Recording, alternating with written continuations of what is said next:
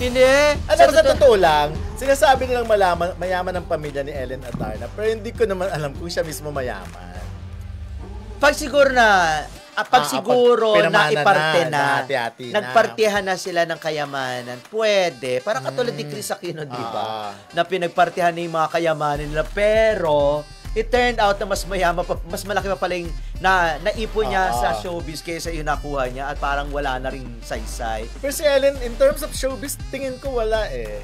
Wala pa siyang na-harvest na ganun kalaki. Wala naman siya naging major project sa, for example, yung talagang bibidahin, mga Marian Rivera. Wala siyang ganun eh. Ako naniniwala ko na meron, pero hindi naman kasing kalakihan. Kasi low-key lang itong si Ellen, wala naman siyang, hindi naman siya magastos. Parang wala siyang ibang parang nasa bahay nga lang ito, homebody. Hindi naman siya mahilig lumabas. At wala naman siya pinoflaunt ng mga luxury bags, mga luxury items, kahit mga alahas. Wala. Para sa akin siguro meron. Kaya lang yun nga, huwag nating asahang mga 100 million o 200 million.